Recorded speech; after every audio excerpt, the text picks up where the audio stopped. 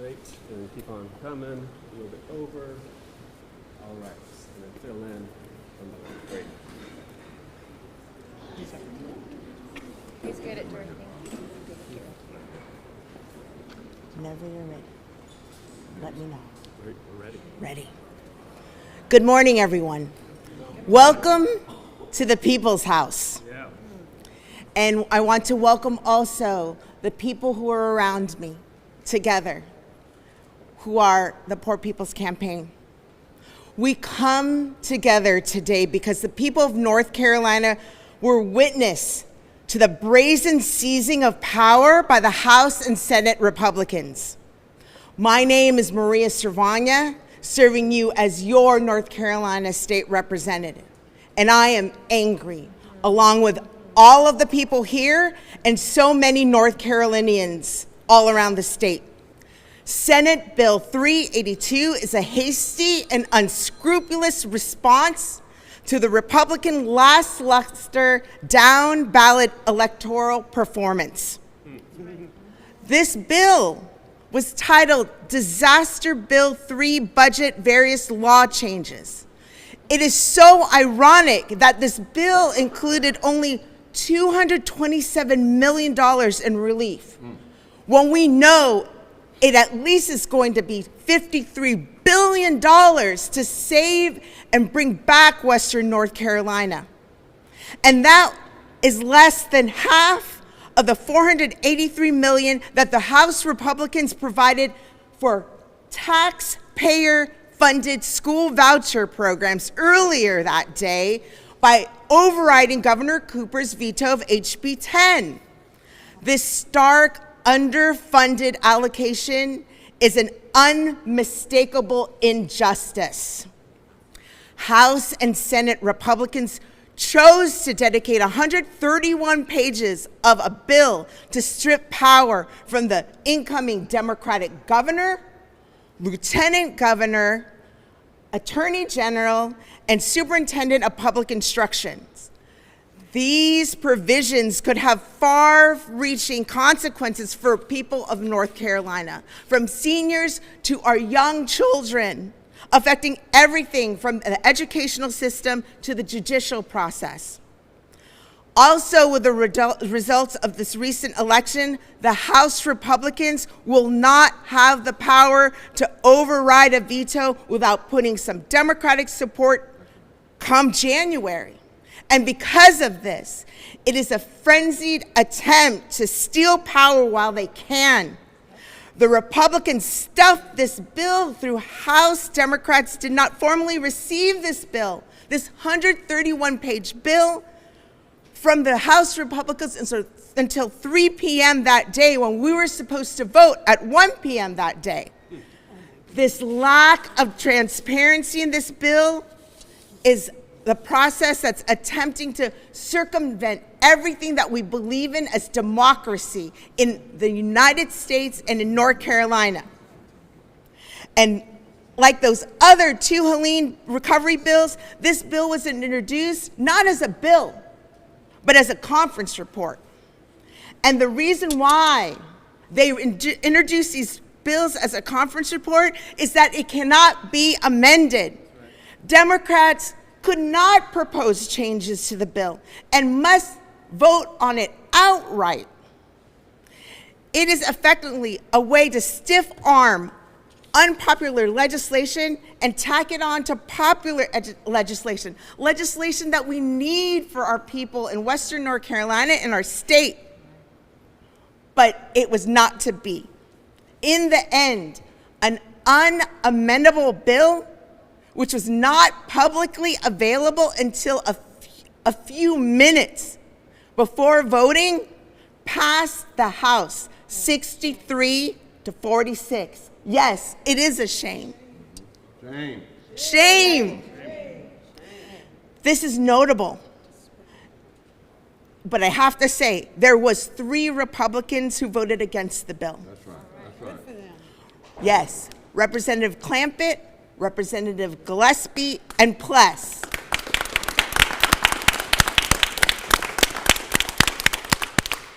These are 3 Republican representatives that worked so hard since the day zero of what happened in Helene.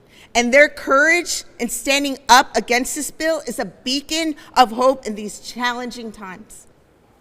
Now, it went from the House, and the next day went to the Senate.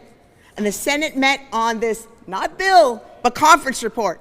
And after that debate, Senate President Mark Robinson cleared out the gallery of all visitors. Trying to do this in the dark in our people's house. Yes. And it passed the Senate 30-19. So the next steps on this, Governor Cooper will have 10 days to veto this bill, where it will return to the House and Senate in an attempt to override this veto. I urge you, people are asking us what you do, this is what you do. And including that, before this veto override happens, let your representatives know where you stand on this. Let those Republican representatives know where you stand on this. So let's be very clear. North Carolinians voted for a Republican president, and they voted for a Democratic governor, lieutenant governor, attorney general, and superintendent of public instruction. There is a reason why we have a purple state, and our people spoke through their vote. So why is this all happening now? It only can be said that the North Carolina Republicans have to be scared. They know they've lost the supermajority. They've lost seats on the Council of State, and they know they lost the governor. This is nothing more than a determined attempt at stealing power that is out of touch of the voters and the people of North Carolina. Action have consequences. And what has been done will be devastating consequences for all North Carolinians. So I transition to this great group here, led by Bishop Reverend Barber, to have some words on this bill. Thank you. Thank you.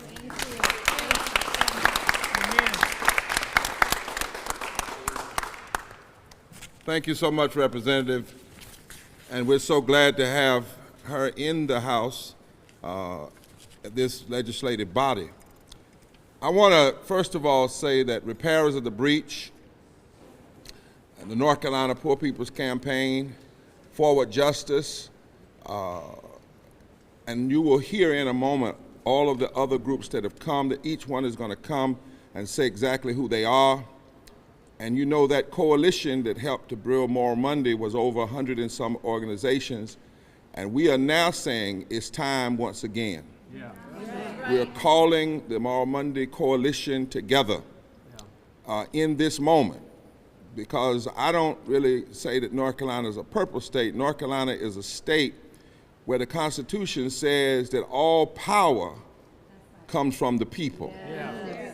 North Carolina is a state where the preamble says we hold these truths to be self-evident, that all persons are created equal, endowed by their Creator with certain inalienable rights, among which are life, liberty, the enjoyment of the fruit of their own labor, and the pursuit of happiness. North Carolina is a state where over 41% of its citizens are poor and or low wage. North Carolina is a state where over 39%, almost 40% of the state makes less than $15 an hour to work every day. This is what this legislature should be working on. Yes. And especially in the West and in the East is where you see the high pockets of poverty. We stand today as North Carolinians of every race and creed and color, and also every particular political party, committed to shining a light on what this anti-democratic policy violence of the current lame duck supermajority. And we've come to announce today some things that are going to happen. Now, we already know, as a representative, and thank her for pointing out, that really, in a sense, this legislature as it currently exists is unconstitutionally constituted. That's why we've won case after case after case, and thank Forward Justice for their work. And so now they are in a situation where they no longer have the supermajority that they stole, not that they won, but that they stole through racist redistricting. We are calling today for all people, Democrats who believe in justice, to show up, Republicans who believe in justice, independents who believe in justice. Number one, to show up for every one of these votes that are coming up. Yeah.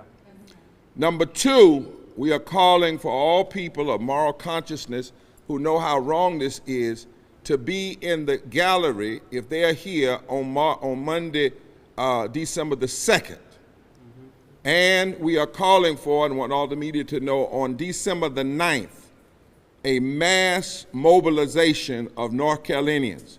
We're calling on Republicans, we're calling on Democrats, we're calling on independents, we're calling on young, we're calling on old, we're calling on everybody in this state who disagrees with this kind of aggressive power grabbing that is not democratic, but is more the actions of people who are more concerned about power than they are about lifting up the people. Yeah. December the 9th, on Monday, and December the 2nd, we're calling for December the 2nd again in the galleries, and December the 9th on Monday for a mass Moral Monday mobilization. We know that it's time to come together, regardless of political affiliation. And that was one of the geniuses of the Moral Monday movement. Democrats, Republicans, independents, time to come together. We must end this legislative coup. We're going to call it exactly what this is. This is a legislative coup and a cover-up going on in the North Carolina legislature that is resulting in policy violence. The recent SB, Senate Bill 382, introduced and rushed through the legislature with barely an hour's notice, purports to be a disaster relief bill. And I want to show the media something. Where's that bill? This is the bill. Only 13 pages of this bill, about that much, is about the disaster. I want me to get there. That's all. That's all that's about the disaster. All of this is the power grab. All of this is the power grab. While people are hurting, while people are struggling, it is an autocratic, anti-democratic seizure of power. It bypasses the will of the votes of the people, and it's trying to keep North Carolinians in the dark. It is urgent that we stand up against this undemocratic, behind closed doors power grab. Whoever heard of somebody closing the gallery while a vote is going on, when that's what the gallery is there for? Right. That's right. Because this is the people's house. The corrupt legislative leadership in Raleigh is trying to change the structure of government. And everybody, I don't care what your party is, you need to understand what's going on. They are trying to change the structure of government after losing many of the recent statewide elections. Senate Bill 382 takes power from the North Carolina governor that the people voted and said they wanted, the North Carolina Attorney General, and the state school superintendent that recently run their offices. This amounts to a political coup against duly elected government officials. It is an attempt by a supermajority to use that majority to thwart the will of the voters. And they are doing it in a lame duck session. Now hear us well. McConnell might have got away with that in the federal government, but you're not going to get away with that here in North Carolina. The people voted to take away their unfettered power. The people voted to do that. The people broke that supermajority, and the people knew exactly what they were doing. And we know now they have bypassed the committee hearings. Hear us, North Carolina. Bypassed the committee hearings. The last time we saw this kind of thing was back in 2012 when they were bypassing committee hearings to try to block health care. They bypassed the necessary multiple votes in order to avoid public discussion. They have used a conference report to avoid publicity. They're trying to keep the media out of this. They have exempted themselves from North Carolina public records law in order to keep the press and the public from understanding what they are doing. They have buried this coup and cover up behind the cynical pretext of disaster relief in Western North Carolina. This bill doesn't have, in the most part, doesn't have a damn thing to do with disaster relief. It is a disaster because it's trying to reshape government when they should be lifting up the lives of people in Western North Carolina. You know something's afoot when members of their own party, Republicans from the region, voted against this assault on democracy. And Western North Carolina is hit by the hardest hurricane in recorded history. The leadership of the North Carolina General Assembly should have focused on mercy for our the devastated neighbors and made sure that they had everything they needed financially to recover. Instead, they have focused on stripping power from incoming Democrats and seizing the state's electoral apparatus while people are still out of their homes in the dead of winter, while people still don't know what they're doing as the snow is about to come and the winter winds are coming down the mountain. It is clear that power, not people, remains the obsession of the Speaker of the House, of the Senate Pro Tem leader, and of those in the supermajority of the Republican Party, except for those who voted against their own party. There's time to block this, y'all. Yeah, let's do it. And we need to come together to demand that thoughtful and principled leadership and legislators say no. Say no to this. They need to pass a clean bill. Let me say it again, not one page of this bill should have anything to do with a power grab. Every piece of this bill should have to do with lifting our brothers and sisters in Western North Carolina. In fact, rather than trying to power grab, they ought to be adding more resources to this bill in order to take care of our brothers and sisters in Western North Carolina. Pass not only a clean bill, but pass a moral bill. Pass a bill that puts the kind of resources in it that our representative talked about that is necessary. Governor Cooper vetoed the bill. Those that are principal legislators don't override the veto. If there's ever a time that you need to put down the title of Republican and Democrat and pick up the title of human beings and moral leaders, it's right now. I don't care what the party or the people are in Western North Carolina. They deserve to be lifted in this moment.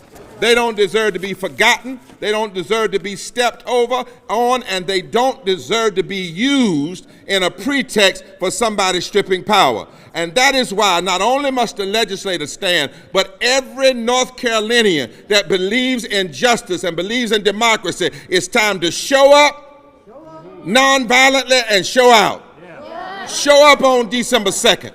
Fill up the galleries. Fill them up till they're overflowing. And then show up on December the 9th. Bring everybody you can. Bring your children. Bring those that are going to be affected. This is North Carolina, where the weak are supposed to grow strong and not be overrun by an unconstitutionally constituted supermajority. Right now, it's time again for the reconstitution and coming together of Moral Monday, and it's time, and it will happen.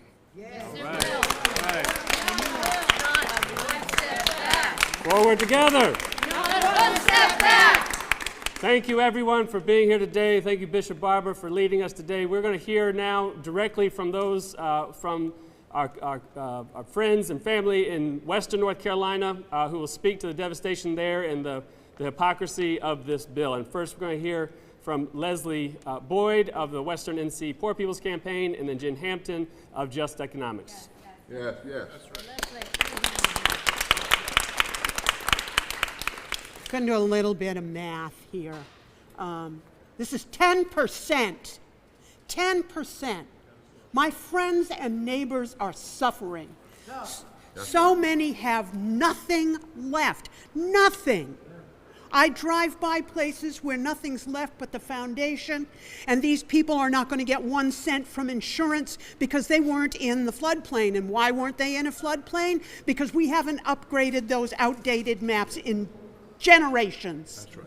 I'm furious That's right. that you would use me and the people I love as pawns in your cynical power grab. Yes. So instead of giving us a fraction of what we need to get back on our feet, how about you take a little of that surplus you're so darn proud of and give that to the people who have nothing? That's right. That's right. That's right. It is time for us to stand up to these bullies and say, no, you will not do this. You will stop hurting the people I love. You will stop hurting my neighbors. You will start funding education. You will fund disaster relief. You will give us what we need. We did not vote for this. You're stealing it. And you will not be permitted this theft. Yes, yes, yes. Thank you. Forward together. Not one step back.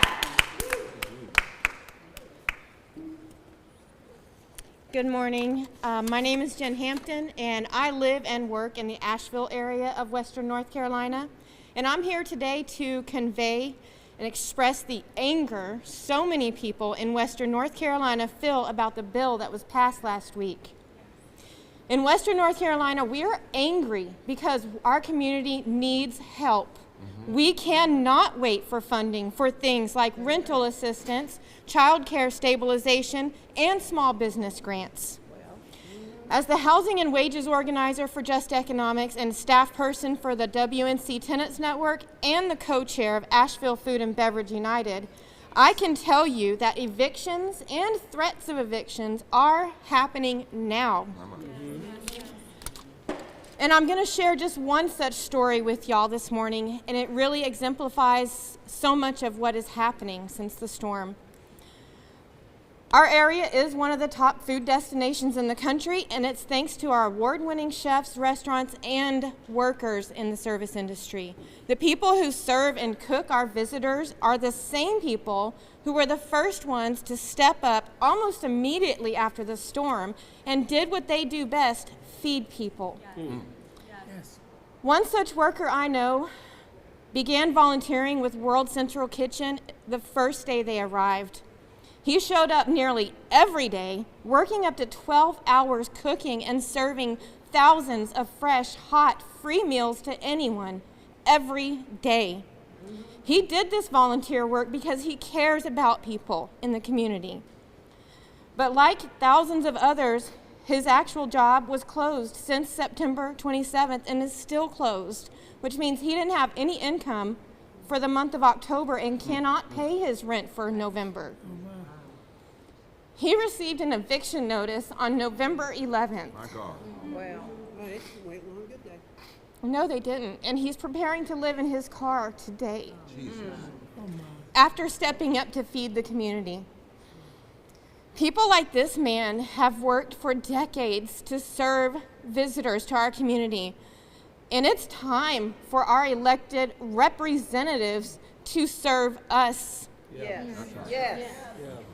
I'm going to leave you just with this one thought. We did not have a choice in facing the natural disaster, but we do have a choice in facing an economic disaster. Thank you. Yes. Thank you. Thank you. Thank you. Forward together. And we are also joining Just Economics and thousands of others in demanding an eviction moratorium in Western North Carolina. Justice Newby can do it by himself, and he could do it today. But we're also encouraging the governor and the council of state to go ahead and dedicate themselves to do it because we need it in North Carolina right now. We now have a broad coalition of partners who are coming together around this and moving forward together in the next session as well. And first we'll have Adrian Kelly, co-executive director of Democracy North Carolina. Yes, yes, yes. Thank you, Rob. And thank you, Leslie and Jen, for painting the picture that people need to see. At Democracy NC, our mission is to strengthen democratic structures, build power among disenfranchised communities, and inspire confidence in a transformed political process that works for all North Carolinians. It is clear to me that our legislative supermajority is not in line with any of these goals or values. That's right. Yeah. Legislators are elected by the people to represent the people in their districts and serve the will of those people. A devastating hurricane hit Western North Carolina on September 27th. Friends, families, and neighbors have been without electricity, without clean water, and have lost their homes and businesses. A perfect storm and an opportunity for our state government to come to the rescue with funding to feed and shelter those affected and rebuild our communities in the West. Instead, under the guise of providing hurricane relief, behind closed doors and with no opportunity for public input, the legislative majority has chosen not to serve folks in Western North Carolina, but instead to serve themselves. Amen. SB 382 accomplishes this by shifting power from the duly elected governor to the state auditor of their party, by removing 2 duly elected Superior Court judges, Collin and Burke, replacing them with special Superior Court judge positions controlled by legislative leadership. How ludicrous is that? That's right. And by removing the power of the Attorney General to safeguard the people of our state, undermining his authority and independence. Right. Add to that a host of changes that shorten the time frame for voters to make educated decisions on who they vote for, and adds to the already underfunded, overworked election officials' ability to count and cure ballots with accuracy and integrity in future elections. None of these actions strengthen democratic structures. That's right. They don't acknowledge the will of the people. That's right. And they certainly do not inspire confidence in a political process that works for all North Carolinians. But of course, that is not their intent. Right. It is all about self-dealing, self-serving, and hoarding power among a few. I urge those of you in the legislature who have a conscience, who care about the sanctity of our election process, to sustain a veto of SB 382. Thank you. Amen. Not one step back. Thank you, Democracy North Carolina, for standing with us, and we stand with you. At this point, I'm going to call the rest of the partners up, and they'll come in this order. Marcus Bass from North Carolina Black Alliance, Yes. and Jeremy Collins as well, standing with him. Caitlin Swain from Forward Justice, Serena Sebring from Blueprint North Carolina, Yes. and then John Parker from the North Carolina Council of Churches. Yes, yes, yes. I think it's very interesting to note that we are here in what should be a time of Thanksgiving, talking about radical treachery that's happening in this building. Teach now. My name is Marcus Bass. I give leadership to the North Carolina Black Alliance. I'm joined by Jeremy Collins, an individual who has been in this building as a former legislative director for the governor's office, who understands the impact and implications of natural disasters and represents a rebuild back in Eastern North Carolina through Providence Omni Structure. We've been talking to elected officials across the state, particularly in Western North Carolina, who do not deserve the retaliatory actions that are being seen in this building today. Yeah. The payment for the resiliency of Western North Carolina should not be retaliation. That's right. In this moment, they do not deserve another sneak attack from the democratically elected individuals that should be supporting and having their back. I think it's important to note the 3 Republicans that chose not to support this treacherous bill because they understand that they are not going to be played by these simple tricks that we're seeing in this building. I think it's important to note, too, that individuals in the General Assembly that are on notice right now should note that there is no room to play with the disaster that's happening in Western North Carolina. Even if you try to come back and remedy, those 3 individual lawmakers have told the truth the first time. Yeah. We must listen to individuals the first time. Yeah. First time. Don't try to come back and whitewash what you have done by placating 3 individuals when you have destroyed the economy and the resiliency of Western North Carolina. Yeah. The 13 pages of relief that was shown a few minutes ago is a strong, strong indication of where we need to go. But over 118 additional pages talk about how far back they want to take us by covering up their actions in what should be a relief bill. Right. We're standing here today to make sure that individuals across the state understand that these individuals represent a coalition of groups that have been in community for a number of years, registering voters in the midst of a pandemic, working to educate individuals from all walks of life.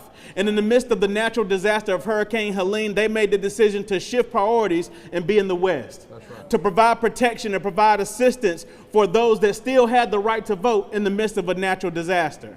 And these individuals are here representing a chorus of people that turned out and made North Carolina a shining example in the South of that same resistance to Hurricane Helen and the radical politics in this building. And so it does us and it does them a good injustice, a deep injustice, not to acknowledge the harm that is caused by SB 382. We stand here collectively making sure that individuals know today, on the 2nd, on the 9th, and when the General Assembly comes back in January, we will not forget, we will not be silent, and we will show our strength in numbers and a positive, peaceful demonstration of the reality of what North Carolina is facing. We don't know how many times they can come back down from the mountain and ask for help. But we do know the one time that they did come back to ask for help, they got played by members in this body. And we must never forget, and the individuals that are in power must never forget the voters. The people make the final decision and have the final say. Forward together. Not one step back.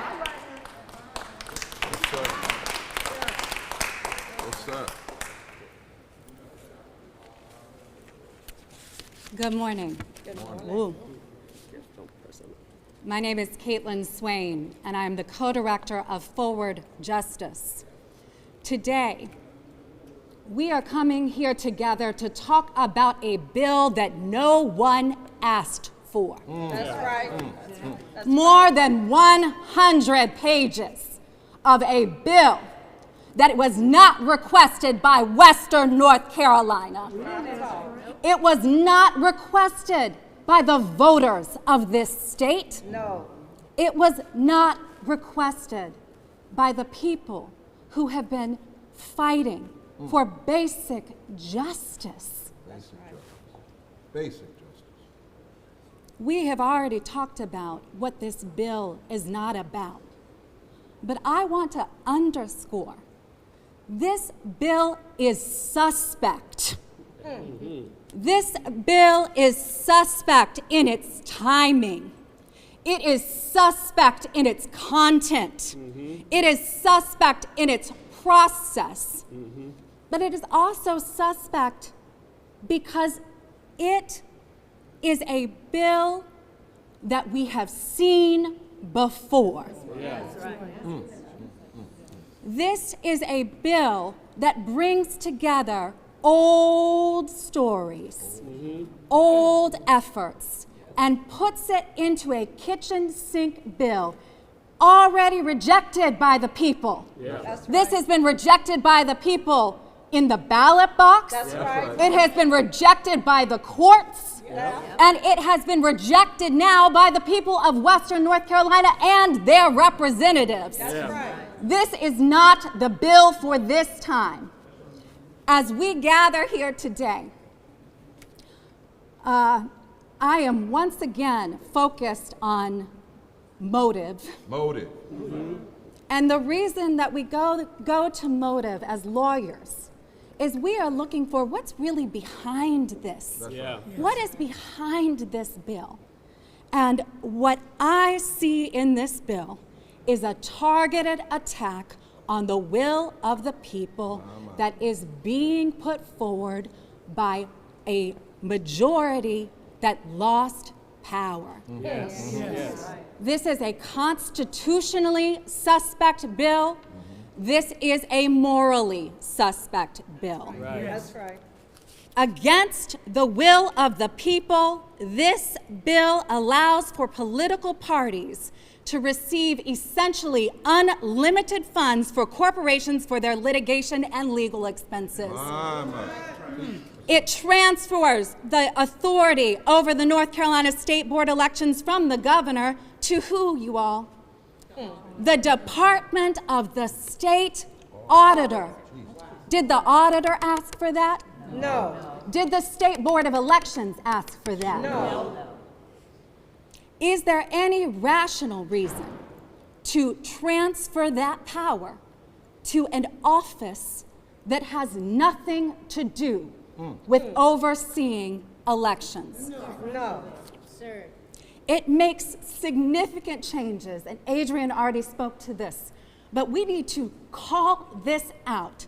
It makes significant changes to the processes for provisional ballot counting, ballot cure, absentee ballot requests, and absentee ballot counting, all of which will make it harder for North Carolinians to vote and have their votes counted, and would greatly burden county boards of elections, who we need right now to just note, what are our election officials doing right now as we speak?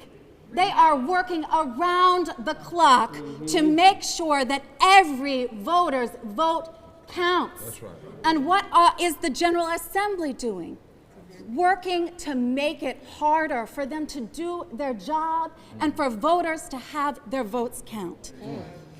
I'm going to go through some more of these provisions because it is a dastardly bill. Yes, it is. Yes, it is. It creates 2 special Superior Court judge positions that will be appointed by the North Carolina General Assembly leadership, while also removing, in a retaliatory effort, 2 elected Superior Court seats. It requires the governor to fill judicial vacancies in the Supreme Court and Court of Appeals with a justice or judge of the same party, a similar scheme that was already voted down by voters in 2018. It's recycled. Creates funds for the Rules Review Commission to offset litigation expenses and retain private counsel. If you can't do it through the General Assembly, they want to do it through the courts.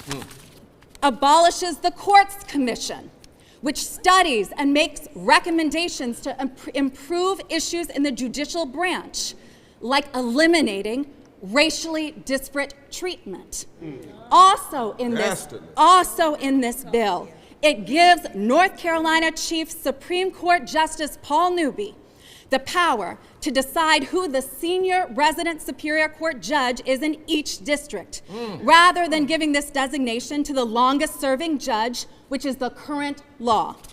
And finally, I want to note it bars the Attorney General from advancing any argument in an out-of-state litigation, whether as a party or as an amicus, that would result in the invalidation of any statute enacted by the North Carolina General Assembly. Why are they doing this? It is to remove checks and balances at a time when we know the people of this state have cried out clearly. We need checks and balances in this state. Our Constitution requires it. And the offices of this state are designed by Constitution to allow for and maintain that balance of power. I want to close noting that that is only a subset of what has been snuck into this bill at the 11th hour by a General Assembly that, as Bishop Barber reminds us, is in a lame duck session, having been told that the people of North Carolina do not want a supermajority in this state. They want the ability for veto overrides. We have been told that some people hoped that the people of North Carolina would be too tired, too tired in this time to come together and stand up, that it's Thanksgiving, that people are going to want to be with their families. And I want to say people are tired. People do want to be with their families, but we are not allowing this to happen in the dark. And as Forward Justice, we are committed to standing with this powerful coalition that has come together once again to say we will not let what you have sought to make be in the dark happen without our witness. And I believe that this bill will be stopped. We will go to Western North Carolina. We will be coming back in December. And I'm handing it over to the incredible leader, Serena, who is going to speak from Blueprint North Carolina on what it is possible in this time and why it is impossible for us to turn away. That's right. Not one step. Good morning. My name is Serena Sebring. I'm honored to serve as Executive Director of Blueprint North Carolina. Blueprint North Carolina is a coalition of over 100 progressive organizations across this state. We have been growing over the last several years and continue to grow to support the creation of a multiracial and inclusive democracy in our state. Yes. We use mobilization and movement building to make sure that the people's will is heard, and that is what we're here to talk about today. It is so important to understand that North Carolina voters are heroes. North Carolina voters are actually unstoppable. They face tremendous odds this time around, tremendous. And some of those odds came because this General Assembly keeps changing the rules. North Carolina voters had to adjust to district lines being redrawn, had to adjust to the disenfranchisement, then re-enfranchisement, then disenfranchisement again of justice-involved voters, had to adjust again to changing rules about voter ID, even when our elected officials tried to get in the way of the people that they represent. North Carolina voters turned out.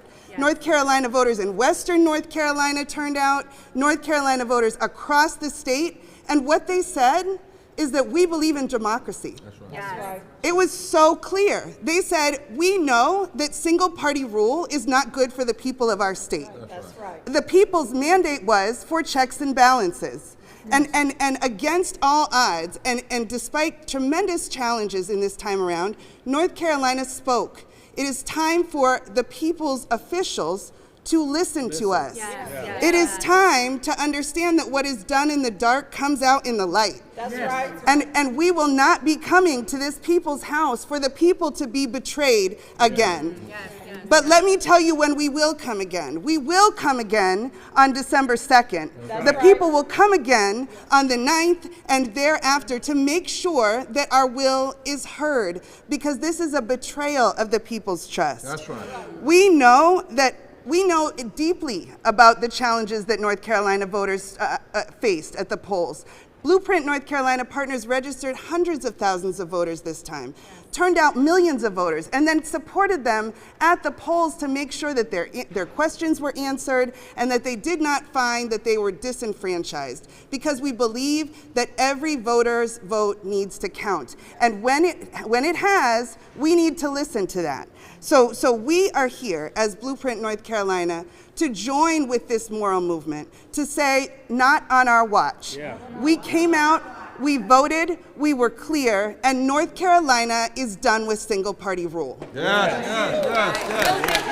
Not one step back. As our final speaker comes, John Parker from Council of Churches, and after him we will answer any questions. Greetings. It's good to be with friends and allies.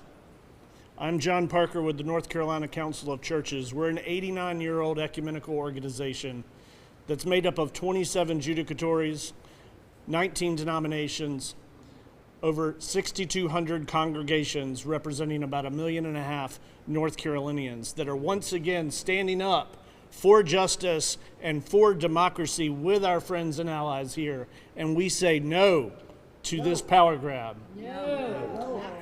We're asking the governor to veto this bill. We're asking North Carolinians to contact your representatives and let them know how you feel. You just actually told North Carolina how you feel through your votes, right? So we're not interested in actually you betraying the trust that was earned with the votes that were just cast. Yeah. So we're here in solidarity with our friends. We're a proud Blueprint partner. We're a proud partner with the Poor People's Campaign.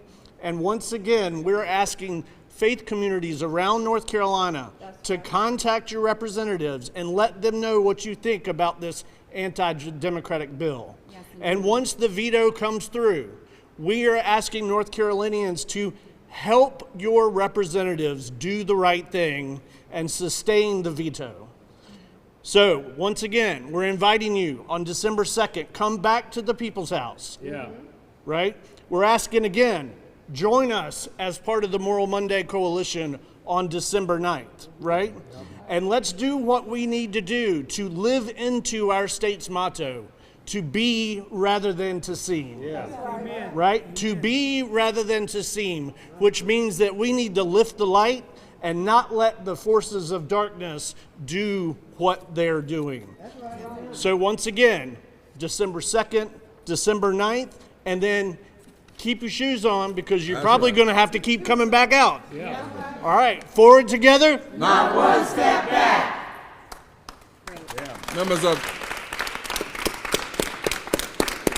Members of the media, as you see, these are people that love people, people that work with people. This is only a portion of the coalition we'll be calling together. On the 2nd, we want to fill up this place and fill up the gallery. We come in the greatest tradition of nonviolence and truth and love, but we're serious because this is a political coup. That's all it is. And it's a form of political violence to people who should be getting every effort in this House to lift them up rather than to use their hurt as a pretext for hurting this democracy and for breaking this democracy. On the 9th, we're calling on all people. And I want to say this clearly, Republicans, Democrats, Independents. Everybody. We're calling on everybody who disagrees with this kind of government to come and to be here. We'll be announcing the time soon. And you know, repairers of the breach and the North Carolina Poor People's Campaign and then across this country, during this electoral season, we touched 15 million poor and low wage voters. In this state alone, we reached out to over 900,000 poor and low wage voters around, and just in this state alone. Because any attempt, and I always go back and then we'll take questions, to something that was asked Caitlin when we were in court beating this General Assembly, the majority, over voter suppression.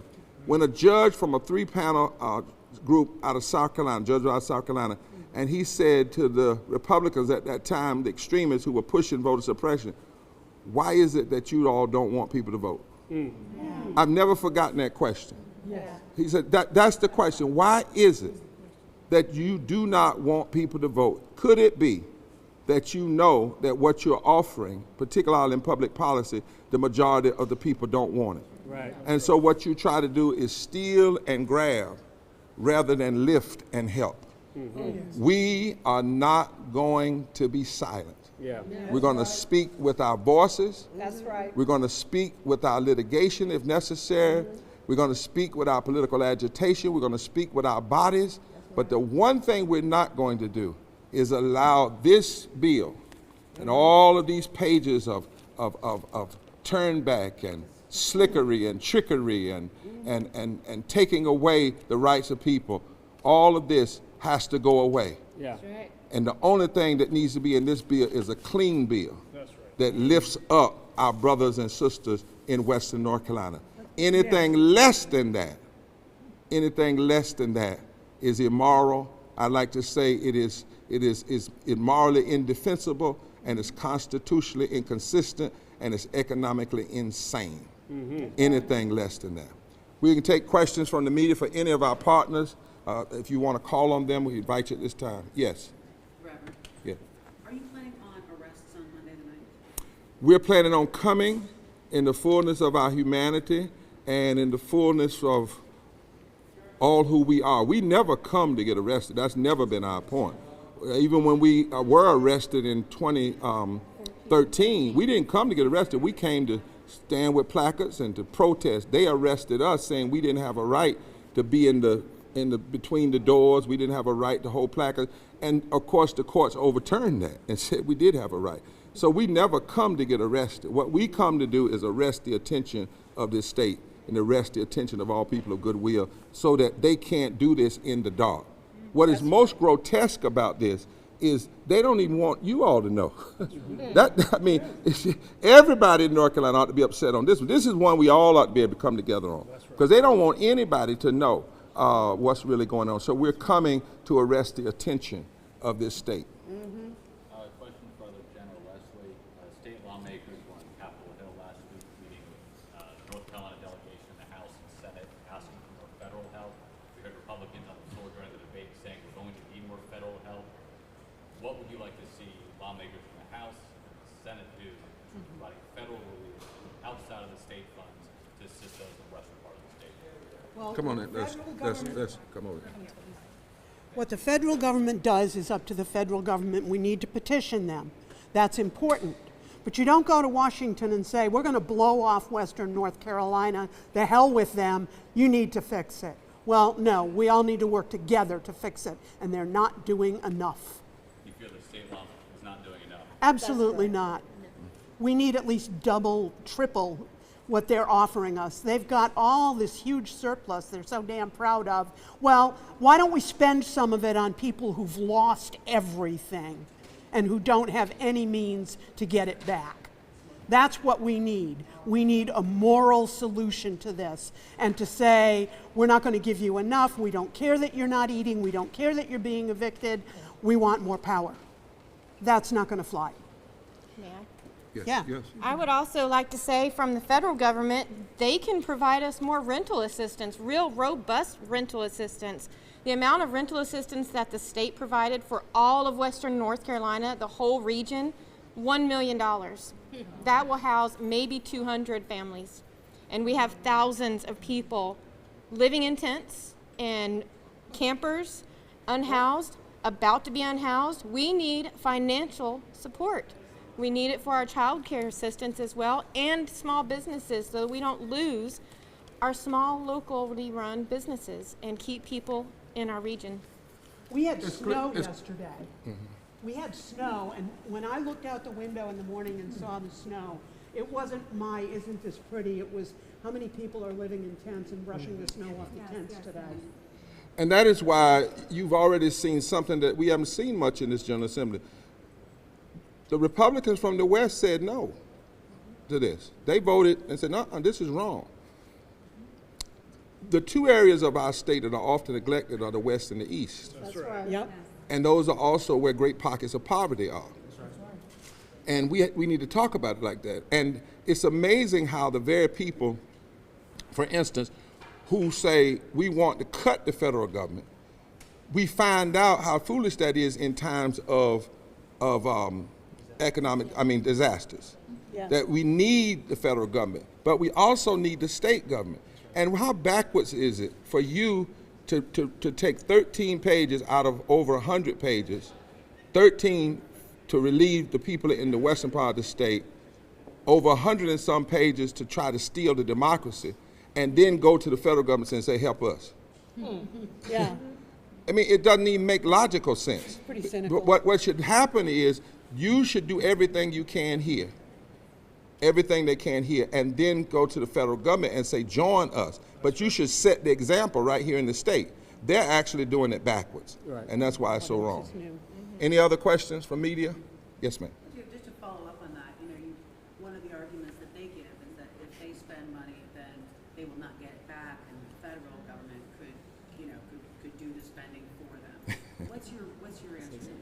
Yeah, I'm gonna let Rob say something to that as well. But the reality is, this General Assembly has a propensity to just lie.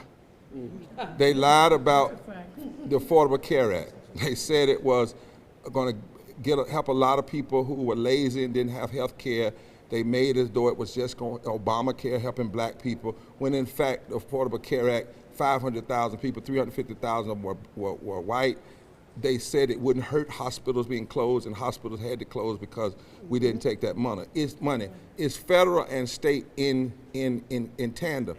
But here, yeah, in concert. But here's the problem. This bill doesn't deal with any of that. What they're passing here is not about whether or not we give too much, the federal government might pull back on some of these resources, which is absolutely not true. This bill is all about taking the power. It has nothing to do with hurricane relief. That's why we're saying this is not a clean bill. This is a dirty, dirty, dirty, dirty bill. I mean, think about one of the provisions. Here people are hurting, outside, struggling, houses gone, and you're more worried about putting the Board of Elections in the auditor's office than you are about auditing how bad people are hurting and finding a way to fund that hurt so that it doesn't continue. Everything about this bill makes absolutely no sense. Rob, you want to speak to that? Yeah, and this federal government thing is a distraction because it is, you know, as the Budget and Tax Center in their report has pointed out, the Congressional Research Services notes that in the U.S. we have a bottom-up approach to disaster relief. It follows the leadership of the local and state governments. And while the government does have, federal government has resources and expertise that are helpful, it's supposed to be a supplemental role. And in the preliminary disaster assessment in North Carolina, federal funding was expected to be $13.6 billion. And that's still just 25%. And on a deeper level, the story of the brother who's been helping everyone, he doesn't care who it comes from, whether it's federal or state. He's homeless today. That's right. Yeah. There's things that are going to take a long time, but there's things that can happen right now. There's businesses that will never come back to Western North Carolina. There are people who will never come back to Western North Carolina if they don't get the help today. There's child care centers that won't be open again. And we are in a building led by someone who has been quoted by the media saying that he actually doesn't believe the state has a role in child care. That the state, Senator Burke has said that he fundamentally, he acquiesced to pressure and allowed for some funding, but fundamentally he doesn't believe that the state has a role in funding child care. And we have been duped into thinking that's okay, that's a moderate position. That is a radical position in 2024. That you don't think 3-year-olds, 2-year-olds, and 4-year-olds should have child care. That you believe that child care workers, which we asked them when we came back last term, should be allowed to go homeless because they haven't funded it at the level they need. So yes, everyone has a role, but let's not let them, we cannot let them play this game of blame game with federal government just going off this old states' rights, garbage. And Thank you. At least they're honest about where they stand. They can't have it both ways. 1 minute they want states' rights, and they say they want everything coming up from the state. Then when it comes to this, they say, well, we want to pass it off to the federal. What we're saying is do what is right. Our Constitution is clear in its preamble what this government is supposed to be about. This is not what it's about. Power is supposed to come from the people, not be subverted by a majority or supermajority at a particular time. And then lastly, and I'd ask the media to do this, call them on the Constitution of North Carolina. You know, there's this article, I think it's Article 11, Section 4, where it says, beneficent provision to the poor and to the orphan is the first duty of a Christian state. It actually says that in our Constitution, that their first duty of the state ought to be how they are lifting the poor and the children and the orphan and those that are in need. This bill proves that they are out of line with their own Constitution. Because this bill, they think their first duty is to use people's pain in order to push in painful, destructive, undemocratic takeover and political coups in our government. It is contrary. It is contrary to the very thing they swore to uphold, which is the Constitution of the North Carolina. All right, we'll be here in a second, and we'll be here on the 9th. Tell everybody, forward together. Not one step back.